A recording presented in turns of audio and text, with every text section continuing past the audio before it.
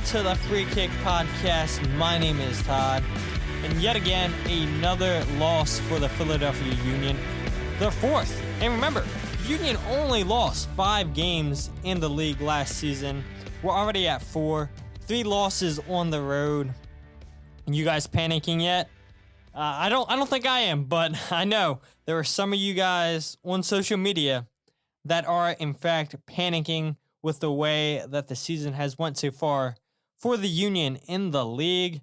For everybody that went out to Cincinnati over the weekend, Easter weekend, hopefully you guys had other things planned other than going to the Philadelphia Union game as they dropped the game 1-0 to Cincinnati. The Philadelphia Union sit in 10th place right now, and yeah, this is not what anybody was expecting, right? I mean, I think you could have expected a little bit of a drop-off with CONCACAF Champions League, and teams always go all in, but to see the Union have 4 losses already this season when they only had 5 of last season, yeah, I guess that gives you guys that are panicking a reason to panic. I guess if the Union go down to Guadalajara on Wednesday and lose to Atlas, and then, yeah, maybe it is time to panic. Maybe losing to Cincinnati last night, resting the normal starting 11, maybe it was all for nothing. But no, I think that was the right call by Jim Curtin last night to rotate his squad, get them ready for their game against Atlas on Wednesday night at 10 p.m. on Fox Sports 1. I believe that game's on. Maybe it's Fox Sports 2, but it's definitely on Fox Sports. And even Pat Noonan said after the game, like, we knew Philadelphia were going to come in here and rotate their squad. They got a bigger game on Wednesday. Jim Curtin said, yeah, that's the bigger game on Wednesday. I mean, you got to be kidding yourself if you don't realize how big that game on Thursday is, where the Union won that game. They are back in the CONCACAF semifinals. And that's not bad, right? This is the second time the Union are in CONCACAF. The first time they were in the competition, they go to the semifinals and lose to Club America. They beat Atlas. They have the chance of playing LAFC in the semifinals. And don't you think CONCACAF and MLS would love to have these two teams meet up in the semifinals? So I'm not mad at Jim Curtin for the lineup choices that he made on the night. And we'll get into how that team played, concerns you guys might have a little bit later on to the show. But yes, we finally do have some news points, finally, to talk about on today's episode. We'll go over the 3 stars on the night. We'll also go over the goal breakdown, which I don't know how much I'm going to break down that goal because I want to save all that stuff for you guys for the YouTube video because I want you guys to check out the YouTube video. So we'll talk about the goal that Cincinnati scored, but I don't know how in depth we'll go breaking down that goal on the podcast. And then we'll go ahead and end with Blunder of the Week. A lot of good discussion, so let's get straight into the news.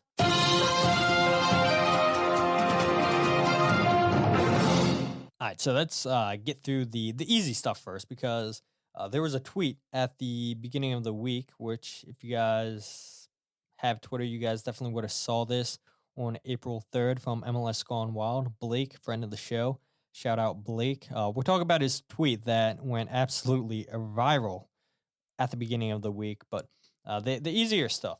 If you guys don't have MLS Season Pass, if you guys haven't been paying attention to what the Union's youth teams have been doing down in Florida during the GA Cup, you guys are missing out on a lot of great soccer. The Philadelphia Union's U15s are taking on Austin today. We're recording this game actually right before the U15s take on Austin in the final. And then at 5 p.m., the U17s are taking on FC Dallas. That's awesome to have both youth teams in a final. And that's a credit to the Union just scouting these players, developing these players. And it seems like every year we have youth teams making it into finals. And will all these youth players get homegrown contracts? Absolutely not. But there's definitely some players that have impressed during this week down in Florida. Kevin Sullivan's been getting a ton of praise. Jim Curtin even mentioned on Thursday that in a few years, he's going to become a household name. He's that good. A lot of people are saying that this could be the best youth prospect to ever come out of a MLS academy. I mean, there's a lot of hype around Kevin, and it's so hard to hype up a kid that's only 14 years old who's playing up an age group, but he's that good. And I guess the question becomes, will he eventually sign a homegrown deal with the Union? Will he go overseas and sign for a European club? I know last year or 2 years ago, he had a trial with Dortmund. He was working out in the wintertime with them. I know Dortmund really, really want to sign him. There's reports that Real Madrid want to sign him, which the U15s beat Arsenal 4-1, and they also beat Real Madrid in penalties.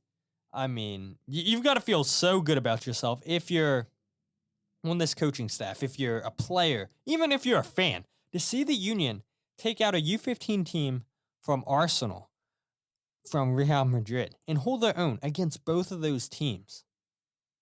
It does not get better than that. And then you have the U17s who beat LAFC. Did they get revenge for the first team? Absolutely not. But it was nice to finally see the Union get a victory over a LAFC team. So the U15s take on Austin at 12 o'clock on Sunday, and the U17s take on FC Dallas at 5 o'clock on Sunday. So I don't know, maybe this podcast will be out before the U17s take on Dallas, but if not, you guys will listen to this podcast and already know the results from those games. Hopefully, the Union can go 2-for-2 in finals. And the second short bit of news I want to talk about is Daniel Gazdag, Jack McGlynn, and Damion Lowe have all made it into the best 11 for leg one of the CONCACAF Champions League quarterfinals. And I've got two quotes later on that I'm going to play from Ale Bedoya and Daniel Gazdag from that game against Atlas that tie into what we're going to talk about from the FC Cincinnati match. And I have a whole thread on Twitter of just other good quotes from Damion Lowe, Ale Bedoya, and Daniel Gazdag if you guys want to check that out. I think it's on my personal account at It's a Todd's Life, and I think I also retweeted it from Free Kick Pod's account too. So if you guys want to see more quotes than what I play in today's episode, you guys can go ahead and check that out. And the last bit of news I want to talk about, though, like I mentioned, the MLS Apple deal, and this tweet went absolutely viral from Blake from MLS Gone Wild. He said, sources, Apple TV are very worried about the amount of MLS Season Pass subscriptions sold to start the season. According to my source, they have met just 40% of their initial projection. And so Blake sends out this tweet, and it absolutely blows up on social media. And I'm not here to say, oh, Blake's lying, or, oh, yeah, Blake's right. I wouldn't put it past Blake from having accurate information, just because if you guys listen to the MLS Wild podcast, you guys will know Blake has had a ton of players on the podcast. He's had a ton of MLS personalities on his podcast as well. He has connections in MLS. That's what I'm trying to get at. And so for Blake to come out here and make something up like some people are trying to say, why would Blake want to risk his reputation? He wouldn't want to do that. Just knowing Blake. Why would he do that? He doesn't need the clout that people are saying he's doing this for. No, I think Blake is just reporting the information that he's been told from somebody that's working within the MLS Apple side of things. And then a report came out and said, no, Apple's happy with their deal and everything. And then people start saying, oh, Blake's wrong and everything. Yeah, why do we believe a guy who only has 4,000 followers on Twitter? He's only a podcaster. We don't even know who this guy is. Like, just trying to bash him. And it's obvious that some people just don't know who Blake is. So I'm not saying that Blake's wrong, and I'm not saying that he's right. I have nothing to confirm that he's right, but I lean towards Blake being right than he would be wrong, just because of all the connections I know he has with the PR directors around MLS and just other MLS personalities. So, yeah, I wouldn't put it past Blake being wrong, but what I want to talk about is, so 40% of their initial projection, that's all Apple TV have hit, apparently. And people are acting like, oh, I knew this deal was going to fail. Apple's going to get out of the deal, and then MLS is going to be screwed. And I just want to say, why would Apple get out of the deal right away?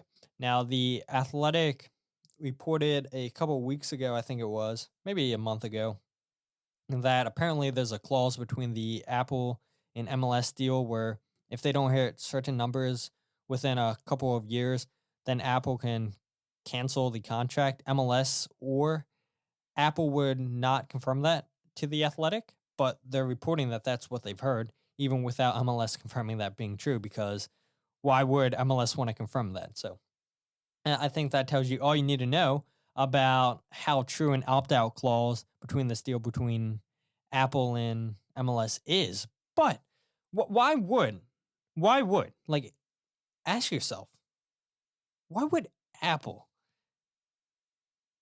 decide, yep, I'm going to get out of this MLS deal right away? Because you have Apple that are trying to grow their Apple TV brand. They're trying to get college sports rights. They're trying to get the Premier League rights for England. And all these other organizations, if they look at Apple after not even a year, if Apple decided, yeah, we're going to cut MLS, don't you think these other organizations would ask a ton of questions and say, okay, something went seriously wrong. They're not hitting their numbers at Apple. We don't want our product to be behind their paywall. So we're going to go ahead and take our business someplace else. That would be what those businesses are thinking if Apple decides to cut their relationship with MLS right away. That was never going to happen. That's not going to happen. And so for people that were, quote, tweeting Blake saying, oh, I knew it, this was such a bad idea, Apple's going to get out of this deal with MLS. No, they're not. It doesn't matter what Apple's numbers look like with MLS right now. Whatever happens in the first year happens. There's going to be changes in the offseason. They're going to change the way that maybe games are called. I don't know if they are, but, the more people that complain about it, I think it will make a difference. I think Apple will listen to all the complaints that people have on social media. I think maybe they'll look at, okay, how do we decide where our commentators are going to go? Should we just keep them calling these 4 to 6 clubs every single week? Should we just move them around the country like we're doing? Should we continue just trying to get the commentators to work in that pairing? How many different pairings should work together? So I think all of that stuff's going to be looked at by Apple and MLS in the offseason. I think from what I've seen people talk about on social media, that they really want to get the away team's feed linked up with the TVs. Because right now you guys can watch the home radio feed, but we can't watch the away team. And I think eventually, from what I've seen people report, that the plan is for that to come into effect next season. But this is not the finished product, is what I'm trying to get at, what you guys see with Apple TV and MLS. It's not. MLS Season Pass is going to be different. Like, I'm confident that it's going to be different next season. They're working out the kinks. And that's like with anything new that you do. You don't know until you try.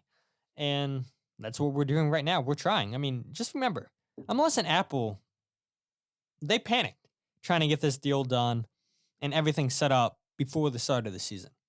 The Athletic reported back in December and January, things were behind schedule, but they were confident that at the beginning of the season, everything will be pretty much worked out. And so MLS and Apple were under a ton of time constraints, and they've done a pretty good job. I've not watched the 360 show, but from what I've seen people say online from the first week to week 7 now. It's come a long way. They're doing a good job with that show now. I mean, we got to give them credit, right? The graphics that we're watching on TVs, phenomenal. Some of the commentary teams are great. Some of them, there's some room to be desired. But for Apple to say, yep, we're going to get out of this deal right away with MLS, it's not going to happen. So my whole complaint, my whole reasoning for bringing up this tweet from Blake is because there's people out there just for whatever reason think that MLS and Apple aren't going to work out. And maybe it doesn't work out, but it's not going to be canceled after a year. They're going to work through some things for a couple of years, see what the numbers are doing.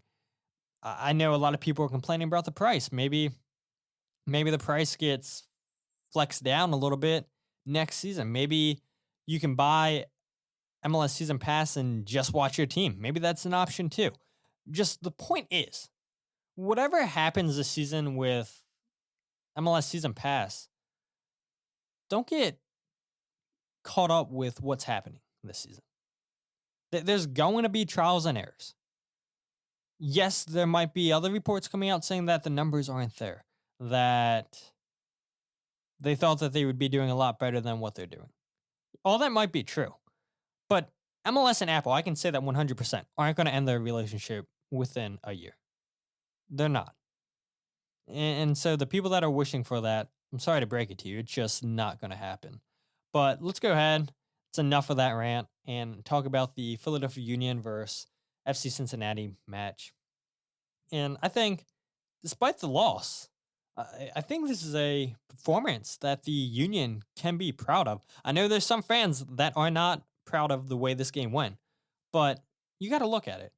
The Union have that game against Atlas on Wednesday. The Union tried a brand new formation, played players out of position, and they held Cincinnati to one shot on target all night. And yes, that one shot on target was a goal, and credit to Cincinnati for being clinical and making the most of their only shot on target. But the Union defended well, I thought, all night long, minus that penalty that they gave up to Acosta. I think it's a performance that Union fans should be happy about. And Pat Noonan had a ton of positive things to say about the Union, the way that they played. And this is what he had to say in his opening statement.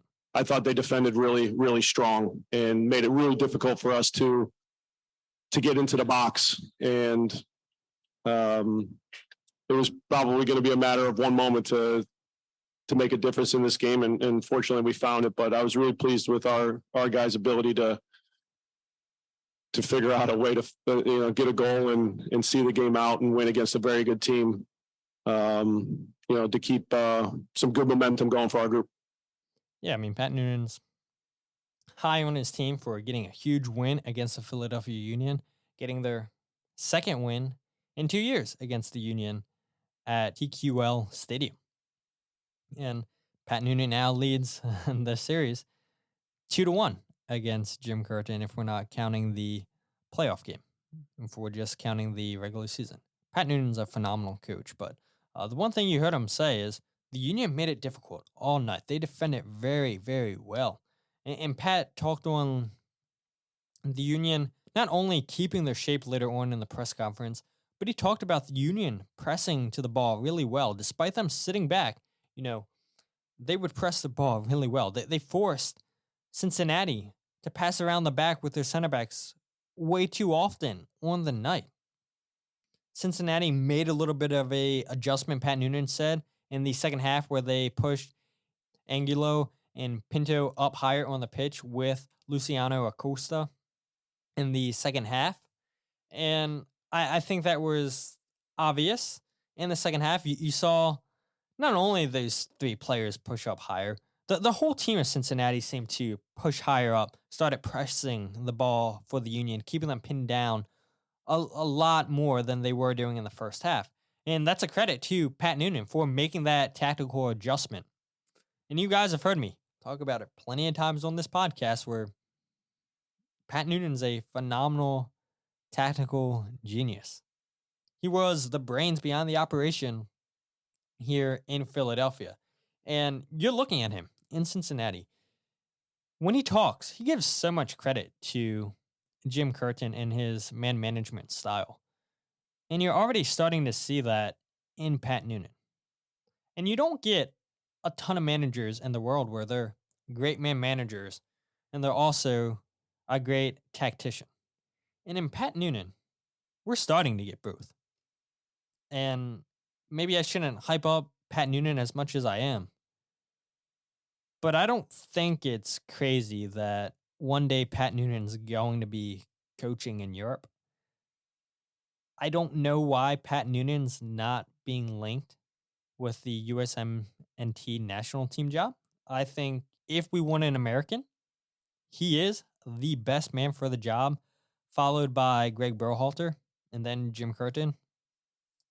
But people, for whatever reason, aren't linking Pat Noonan with the job.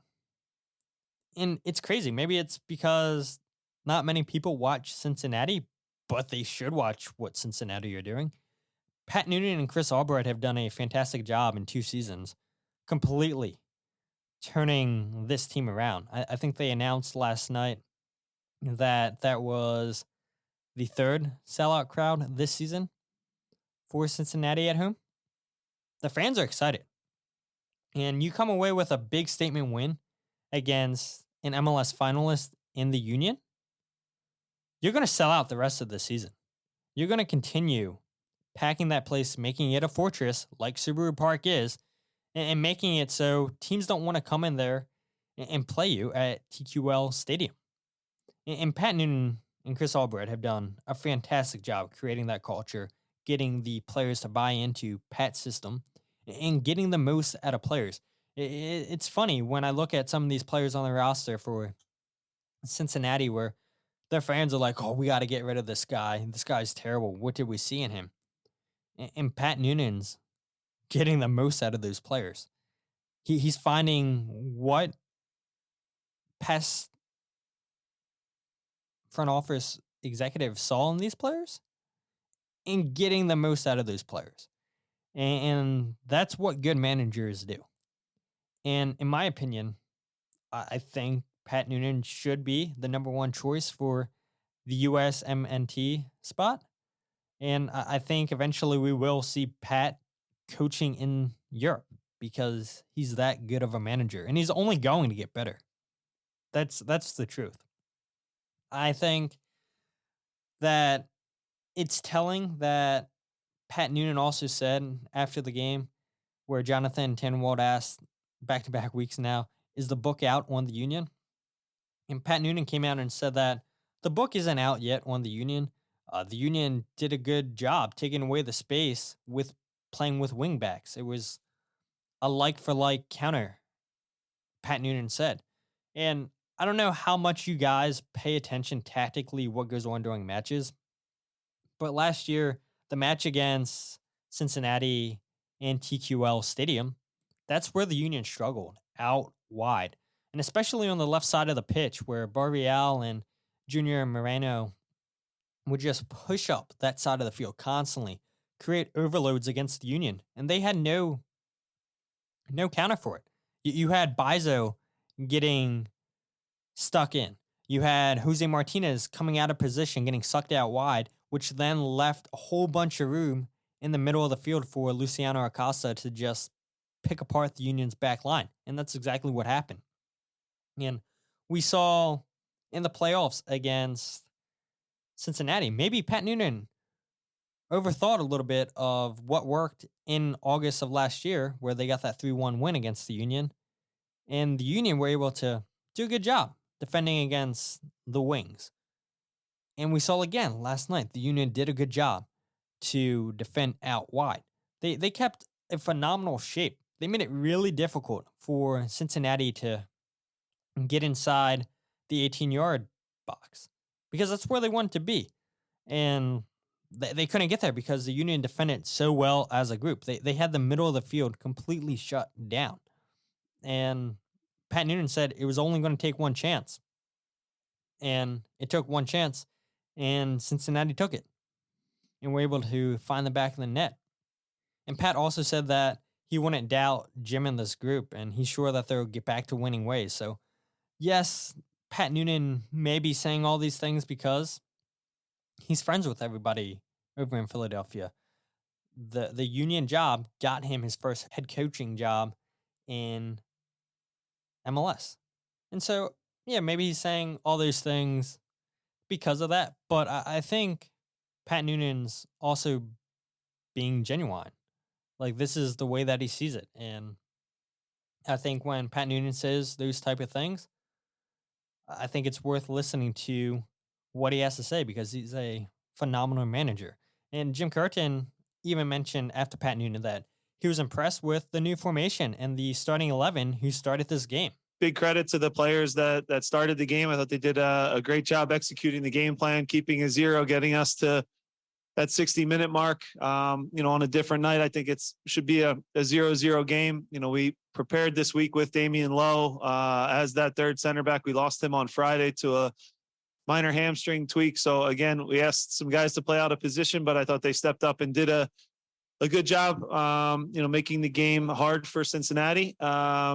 Unfortunate on the goal. We had a situation where we're in position to make a play and lost our footing a bit and got punished for it. So breaks aren't going our way right now, but I'm a big believer that you make your own luck. And I think the group will continue to work hard and things will start to go our way. Do you guys feel that way? Do you guys think that eventually breaks will go the Union's way and things will start to go the way in terms of goals and getting wins? Do you guys feel that way? I mean, certainly Jim Curtin does. You guys just heard it. And I'll play a clip later on where Ale Bedoya said after the Atlas game pretty much what Jim Curtin just said after Cincinnati. So, like I said, I don't think it's time to panic yet, but there are a lot of you guys out there that are panicking.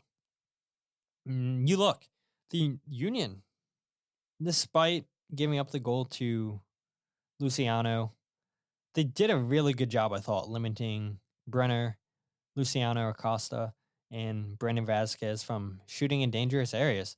5 out of Cincinnati's 7 shots did come from that trio.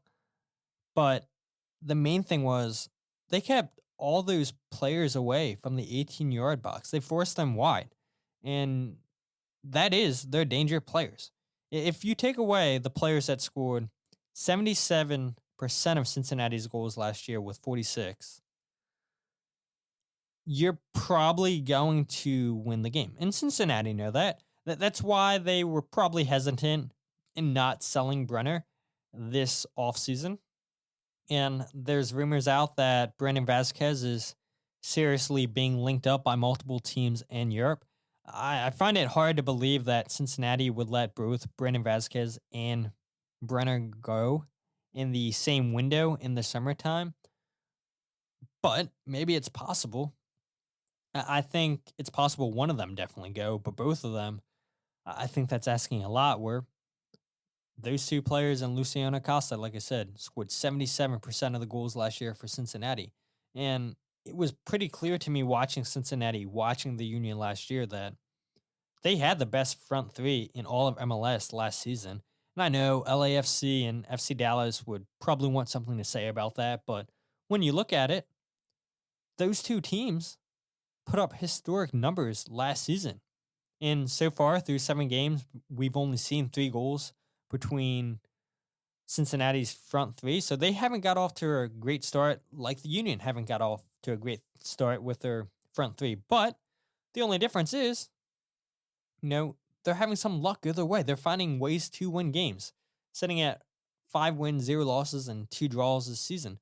Kind of following a similar path that the Union went on last year. 4 goals conceded only this season for Cincinnati, where through 7 games last year, the Union also only conceded 4 goals. And so Cincinnati are doing a fantastic job defensively. And Jim Curtin even gave Cincinnati credit for what they're doing defensively in his press conference as well. Yes, they're not scoring as many goals as they would have hoped, but luck is going their way. Just like we saw last year at the beginning of the season, where the Union went 6 straight undefeated to start the season. And last year was pretty telling for us in the media and for Union fans how last season was probably going to go, because the Union typically starts slow, and they started fast last season. And now they're off to a little bit of a rocky start, which they were in 2021. And don't forget, they eventually made their way to the Eastern Conference Final in 2021, despite starting slow, despite prioritizing CONCACAF Champions League. And so that's why I'm not panicking yet, even though people are panicking, because we talked about it last week. The Union's front three in 2023 is better than their front three that they had in 2021. And so, yes, things aren't clicking right now, but eventually, you feel like they're going to. Eventually, they have to, right? These players are way too talented for them to, last year was just a fluke season for them. They're way too talented for that. And so I'm not going to panic, and hopefully you guys are going to calm down on the panicking a little bit. But again, yeah, the Union defended well. Took away the 3 key players for Cincinnati. And I guess 4 if you count Barrial, who gave the Union so much trouble last August, like I mentioned. So I'm not concerned with how the Union played against Cincinnati. The only thing I would complain about that I didn't like about the formation that the Union played, 3-5-2,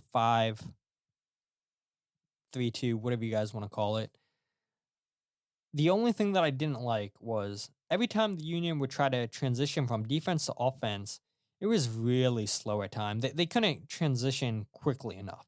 And many times it would be Quinn or Chris Donovan getting swarmed by Cincinnati players, and then they would have no options on where to pass the ball. And Jim Curtin also mentioned that they switched personnel around the 60-minute mark because fatigue started to set in with some of those players, which is to be expected when you're pinned inside your own half for majority of the game, where you're allowing Cincinnati to have up at one point 76% of the ball. And again, Jim Curtin talks about it all the time, where possession does not matter. It's about what you do with the ball.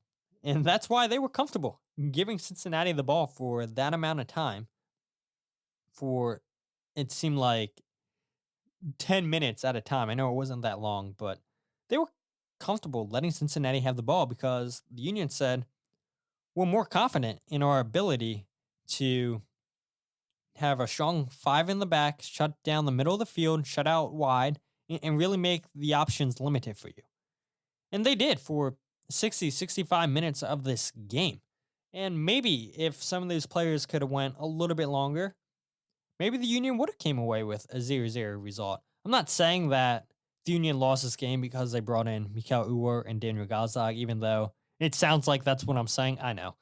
But I think when you train all week with the starting 11 that you train with, that this is the formation we're going to play, I think there is a difference when you bring in a Mikael Uwer, a Ale Bedoya, a Daniel Gazdag, who weren't expected to start that match. And so they weren't being the ones to constantly train in this formation. So, of course, things are going to look a little different when you start bringing those players in. Jim Curtin mentioned the shape was supposed to stay the same. Daniel Gazdag and Mikael Uwer were supposed to be the 2 strikers. And yeah, at time, the shape started to collapse a little bit. You saw Mikael Uwer come out of his position way too often. You saw Daniel Gazdag come out of position. And if they would have just trusted the rest of their team to do their job and stayed in their position, I think the Union would have been okay on the night. So I guess I am blaming those guys for the reason the Union lost. I'm really not trying to, even though I know that's what it sounds like. I thought Nate Harriel was phenomenal playing as a left center back. Like you guys heard, Jim Curtin mentioned that Damion Lowe picked up a minor hamstring injury. And I don't think the formation or result would have looked any different if Damion Lowe was out there instead of Nate Harriel. I think the Union did avoid a big scare that this team couldn't afford this player to get injured, was when Jose Martinez went down with what appeared to be a groin injury. I think Jose is one of 3 players on this team that you can't afford to lose. The other 2, I would say, are Julian Carranza and Andre Blake, because We don't have the depth up top, and we definitely do not have the depth in goal. Just like we don't have the depth really to play a player that's as dominant as Jose Martinez is at the number 6. I think what you noticed during the match was the Union were asking Jose Martinez to be that playmaker in this game where when the center backs would win the ball, they would pass it to Jose Martinez, and Jose Martinez would look to be the one to start the attack, to spread the ball out wide. But like I mentioned, a lot of times when the ball would eventually come to Chris Donovan or Quinn Sullivan, there would be 4 or 5 Cincinnati players on them, and they would have no options of where to pass to or to turn because Cincinnati did a good job pressing to them and taking away any options that they might have had. So offensively, it was limited for the Union. But the Union tried to make things happen, just wasn't quick enough when they would win the ball back and try to spring into the attack. There were certainly moments in this game. Jesus Bueno had a big chance, probably the Union's best chance of the night. Couldn't put the shot on target, probably should have. Credit to Quinn Sullivan for holding off Mascara, who was phenomenal for Cincinnati. But again, and I know I'm repeating myself for the 6th, 7th time, and I know I've said the same thing the last couple episodes as well. It's just not time to panic. I'm not panicking, and it's crazy to me that people find the need to panic 7 games in, where there's moments in the game where the Union look promising. They look good. And if you read comments on social media, people make it seem like it's the opposite. Now, the one thing I would have liked to see is probably Jack McGlynn start this game. But Jim Curtin said on Thursday that Jack McGlynn was going to start either against Cincinnati or Atlas. He wouldn't confirm on Thursday which game that would be. But I think this formation's a role that Jack McGlynn would have excelled in, where, like I said, the Union were asking Jose Martinez to be a playmaker. That's what the Union need to ask Jack McGlynn to do, which he can do. That is his ability on the field, just to spring passes, to find ways to break down teams that sit deep. That is what Jack McGlynn's good at. So hopefully the Union continue to use this formation in the future, and they get Jack McGlynn in those games, because I think if you do, you're going to see results start going the Union's way. But if you guys remember last episode, I brought up where Daniel Gazdag was dropping back too deep, in my opinion, getting onto the ball just way too deep in the field, coming back into the Union's defensive third of the field. And I asked him after the Atlas game, is this something tactical that Jim Curtin has you doing? Or are you just trying to get into the game more? Yeah, I think both. We've been struggling a little bit with our offensive part of game in the last couple of games. So I tried to drop back a little bit more to have the team in the offensive part. But yeah, I would like to score a lot of goals this season as well. So I try to be there in front of the goal. Yeah, I mean, that's great and everything. We do see Daniel try to get in front of the goal. But if we're being honest, and all you have to do is look at his heat map, he's dropping deeper to get onto the ball. And when he does that, now the Union shape's gone because nobody's running into the space that Daniel Gazdag's creating. Okay, that's fine if Daniel wants to drop deep, get onto the ball. But then that space that he's opening up, people need to run into that space, and that's just not happening. And Daniel Gazdag was a big reason for the Union's assist last year. We all know 22 goals in all competitions, I believe it was. Always combining with the front two, 1-2 passes, running off of them into the box. And it's just not happening this season with Daniel Gazdag. It's not happening with Mikel Ua. And it's not really happening with Julian Kranze. Though in Cincinnati, Julian Kranze was involved around inside the 18 a lot more than he has this season. So hopefully, something's starting to change for Julian Kranze, where he's like, no, I'm just going to trust my team to do the defensive work, and I'm going to stay around the 18-yard box where I was dominant last season.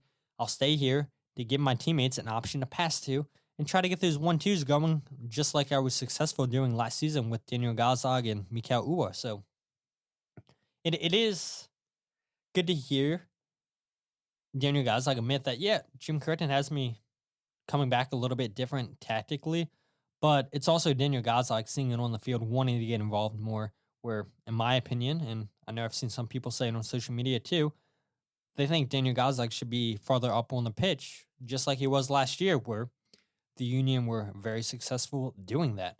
And I also asked Ale Bedoya, like I mentioned, after the game, is there any concern for the offense not scoring goals right now?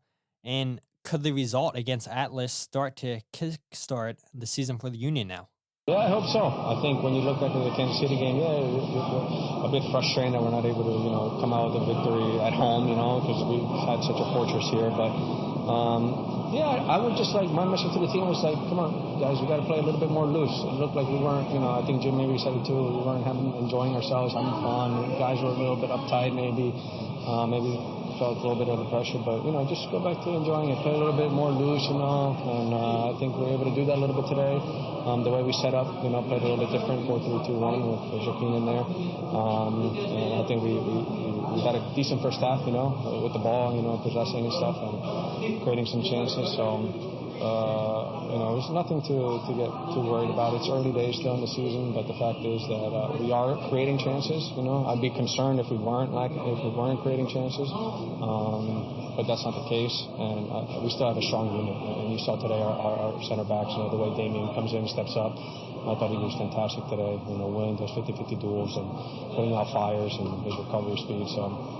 Jack McGlynn came in and did a good job, and he changes the dimension of our team a bit because then don't have to slowly attack down the right side. We use him more in a build up, and he's got a great left foot. So, look, I think in our locker room at least, there's no panic button being pushed or anything like that. Last year we also had a bit of a slow start, if you guys recall, in the beginning of the season. So.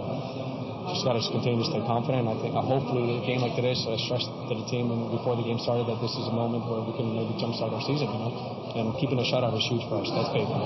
The difference is the Union were 5-1-1 in the first 7 games last season, scoring 11 goals while conceding 4. Just like Cincinnati's done this season in 7 games, only conceded 4 goals so far. Out of those 5 wins, 3 of them, the Union won by 2 goals, and the other 2 wins only came by 1 goal. Now, through 7 games, the Union are at 2-4-1 through the first 7 league games, scoring 8 goals while conceding 9, and only won one of those games by 2 or more goals, and that was against Columbus. And so, yeah, it took a while for the front 3 to click last season. If you remember, too, Mikal Uwa wasn't even with this group at the beginning of the season, dealing with visa issues, dealing with a little bit of a hamstring issue, I believe the issue was. And they had to go with Julian Carranza, Sergio Santos, and Corey Burke. So they were constantly changing the striker partnership. And, of course, you're not going to build chemistry that way when you're constantly changing players around. You want to have a consistent group. And that's something that the Union did not have last season. And I know they have it this season, but it takes time for the front 3 to click. Look at Cincinnati. We talked about it. First in the East. Their front 3's only scored 3 goals in 7 games, yet they're still finding ways to win games. They've had a little bit of luck on their side, just like the Union did last season. So, yeah, I mean, it's good to hear Ale say the locker room's not panicking, that he has confidence in his front 3, and that everything will eventually work out. I mean, that's the same thing Jim Curtin's been saying, too. So, hopefully you guys aren't panicking after hearing some of those comments from Jim, Ale, Pat Noonan, and Daniel Gazdag. But let's go ahead and talk about the 3 stars on the night. Number 1 for me, Jacob McGlynn once again. 31 out of 35 passes completed, 5 out of 7 accurate long balls, 2 interceptions, 8 ball recoveries, 3 out of 5 ground duels won, 1 out of 1 aerials won, 5 passes into the final third. Again, Jacob McGlynn did a phenomenal job keeping a hold of Brenner, keeping a hold of Brandon Vasquez when he would switch on that side, just keeping the danger man away from the 18-yard box. He did his job, and he was phenomenal defensively, try to get things going offensively with those long balls with passing into the final third. But again, you can't rely on your center backs to be your playmakers. If you're relying on your center backs to be playmakers, that's not going to speak well for your club. Number 2 on the night, Olivier Bizot. This guy gets so much hate from fans, but he was phenomenal. This was one of Bizot's best games he's ever played, I think, in a Union jersey. 100 passing accuracy. 100% of his passes complete. 23 out of 23. I don't think a player has done that this season for the Union. That's great for Bizot to complete every single pass. 2 out of 2 tackles won, 2 interceptions, 5 ball recoveries, 4 out of 5 ground duels won, and he absolutely shut down Barrial, who, as we mentioned a couple times now, gave the Union trouble the last couple seasons. And to see Bizot come out and absolutely shut down the right side of the field for the Union earns him a spot for star number 2. Number 3, Nate Harriel. 1 out of 1 tackles won, 3 interceptions, 2 ball recoveries, 2 out of 4 aerials won. Big ask for him to help protect the side that Vasquez was on, playing in a position where he's not a center back. And it's good to know that Nate Harriel can play in any position in the back line. You want versatility. You want players that can play wherever. And I also think that it's pretty telling where you have Brendan Craig, who's a natural center back, on your bench, and you play a right back as a left center back. I think that's pretty telling where the Union view Brendan Craig to. You would think, okay, well, he's the 4th center back on the depth chart. Is that really the case when technically it looks like it was Nate Harriel who came in for the injured Damion Lowe? So Nate Harriel, phenomenal on the night. Yes, he had that little slip up where we'll break that down coming up here in a second, where it eventually leads to the Brenner goal, which was called not a goal because they had given the penalty to Cincinnati for Andre Blake taking out Luciano Acosta. But yeah, let's get into that goal, really. So the Union, not often, they don't have many chances on the night to attack, and this comes from a pass from Mikal Ur into Ale Bedoya. Mishits the pass a little bit. Ali's able to collect it, and then Ale completely mishits his pass to Daniel Gazdag. Daniel Gazdag, one of the first times all night we see Daniel Gazdag inside the 18-yard box, gets the pass a little bit overhit. And so when this happens, you have Matt Real, who's pushed up from his left wing back spot, and Cincinnati is going to go ahead and just pass this ball out of the back from Nick Hagelin and find a whole bunch of space wide open on the right side of the field for Cincinnati, the Union's left side of the field. And so because of this, you have Luciano Acosta wide open because even Nate Harriel's a little bit pushed up. And so he's just going to try to go back here and win the ball off of Luciano Acosta's foot. He could have just slowed him down, but Nate's confident in his 1v1ing ability. And so he goes and steps a foot in to try to get the ball off of Acosta. It doesn't come off. He slips a little bit. And Luciano is able to just dribble by him then because Nate loses his footing. But he does a good job to recover, forcing Luciano Acosta to cut inside on his left. And when he does this, he's going to pass the ball to Brandon Vasquez. But by the time he passes the ball to Brandon Vasquez, you still don't have Matt Real back. You have Liam Flock coming back into the play. And you have Jacob Glesnes watching Brenner. And you have Jack Elliott watching Brandon Vasquez. So both of those center backs are in a good position. And as soon as the pass comes to Brandon Vasquez, Jack Elliott's going to try to step to the ball, but it's a good pass on Luciano Acosta. And by the time that Luciano Acosta passes the ball, he's already running off into the space. Matt Real and Nate Harriel don't react. And Liam Flock sees this way too late, slides in, and actually gets a foot to the ball. Unluckily for him, the ball just goes a little bit farther to Luciano Acosta. And now Andre Blake's already deep into his goal, so he's reacting to this loose ball. Luciano Acosta gets to the ball first. Andre Blake takes him out. There is nobody in goal for the Union. And you have 3 players wide open inside the 18-yard box for Cincinnati. And so the Union don't go to the ball. What they do is all 3 players go inside of the goal. And Jacob Glesnes actually blocks the shot from Cincinnati, I think it was Barrial who shot it, and the deflection comes back out to Brenner, and when Brenner gets the ball, then he's able to pick his corner and find the back of the net. But I think the Union just, one of the only times on the night where they try to attack, it comes off of a mishit pass, and then players are just pushed up way too high up inside Cincinnati's defensive zone, and the Union are a little bit out of position, and unlucky that Nate's not able to win the ball off of Luciano Acosta, and then Leon Flock slides in, and the ball just rolls for Luciano Acosta inside the box, and Andre Blake's out of position, and he tries to make a play on the ball, but he's too slow to react, and yeah, eventually a penalty is given to Cincinnati, even though they scored, but the referee blew his whistle for the penalty before the ball was in the back of the net, so that would have been something, right? If Cincinnati would have missed their penalty and it was still 0-0, their fans would have been heated. I mean, if that would have happened to us, we would have been heated as Union fans, but it did not happen that way. Luciano Acosta was able to put the ball in the back of the net, and that was the only goal of the night. Let's go ahead and end our segment with Blunder of the Week. And I really thought about giving Blunder of the Week to myself, because if you listen to the last episode, when I put the original audio file up, some of the sound bites were not great. They were pretty distorted. They weren't loud.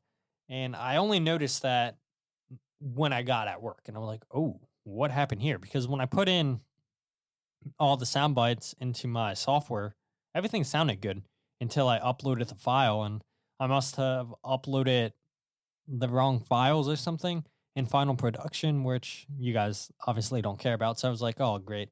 I'm not proud of editing this podcast, and thought about giving myself Blunder of the Week. But in last night's Houston Dynamo versus LA Galaxy match, that was Blunder of the Week to the whole LA Galaxy team, we'll say.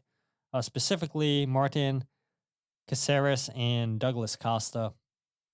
And LA Galaxy are a complete joke of a club right now, because in this match against Houston, who went on to win the game 3-0, you have Martin Caceres, the center back, a veteran center back that has played all over Europe for LA Galaxy.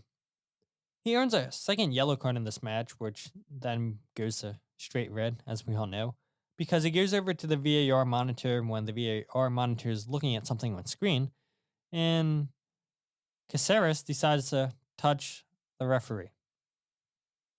And why you would put your hands on the referee, I have no clue. Can't do that. And so he's already on a yellow card, gets a second yellow card. Now Galaxy have to play a man down in the second half. And then you have later on near the end of the game, Houston have a throw in near the end of the game, and Douglas Costa slams Brooklyn Reigns of Houston Dynamo to the ground. And eventually Douglas Costa takes the ball and kicks it into the crowd. Straight red card. LA Galaxy, just a joke of a club, letting their emotions get the best of them. 13th place in the Western Conference, have yet to get a win. It's not great if you're an LA Galaxy fan, is it? 9 goals conceded, only 3 goals scored, and you look at all the money that LA Galaxy have spent with their attack, and only 3 goals. Not good enough, and that is why LA Galaxy are getting my Blunder of the Week. And so that's pretty much it for the podcast. If you guys aren't following on social media, follow at Free Kick Pod on Twitter, Instagram, or Facebook. Remember, wherever you get your podcast, the Free Kick. Kyle Albany has an article that he sent me last week that I'm going to post on the website this week that has to do with the second leg of the Champions League. So I'll get that posted up there for you guys to read on thefreekick.net's website. And don't forget to like, share, and subscribe to the YouTube channel. Search The Free Kick, and you can also search it by youtube.com/freekickpod, I believe it is. And as always, I'll leave all that information in the show notes, but we'll try our best. It did not happen last week, getting a journalist on the podcast who I kind of thought about giving Blunder of the Week to people that don't respond to emails, but I was like, I've done that before. I'm not going to do that again. But we'll see about getting a commentator on this week. I don't think it's going to happen, so Maybe we'll reach out to a journalist for a match preview against Chicago Fire. But until then, my name is Todd, and this is the Free Kick Podcast.